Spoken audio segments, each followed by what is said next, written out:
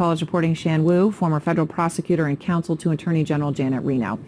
Shan, so I just want to cut to the bottom line here. Does this mean the criminal case here against Trump is dead? No, we don't know that yet, Erin.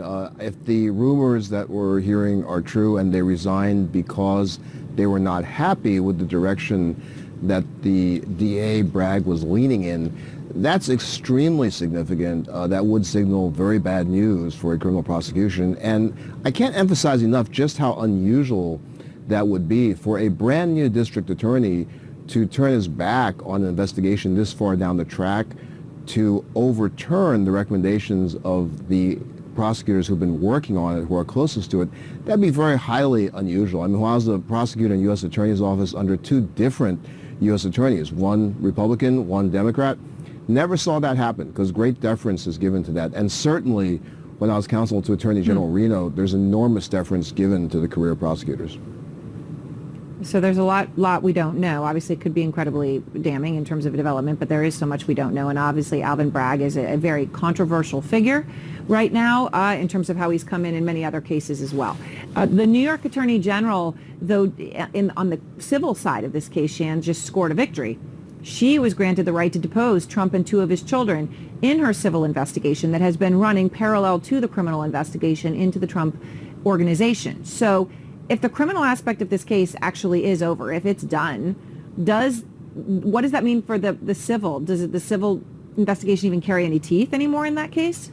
Oh, it does, Erin. Legally, it won't affect the civil investigation. It can move forward. Obviously, there are political, atmospheric, PR type issues that may come into play there, but legally, it won't affect it, and there's a lower standard of proof for the civil case, and people may remember, like, the best example is O.J. Simpson, who was acquitted criminally, but then he was found liable civilly. So the civil case can march on.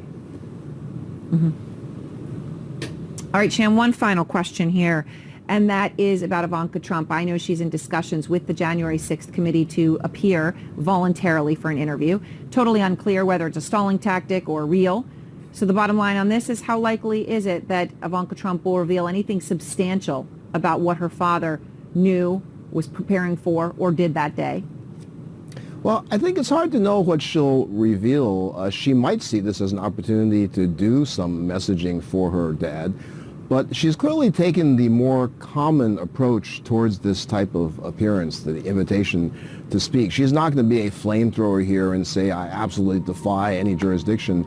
Probably her lawyers are going to do some negotiating, identify areas that she is comfortable talking about, and of course she has a couple of privileges that may be asserted, such as Fifth Amendment, even executive privilege. So substance, a little hard to say, but I don't think we'll see a lot of fireworks just to get her into that conversation. Shan, thank you very much. I appreciate your time tonight.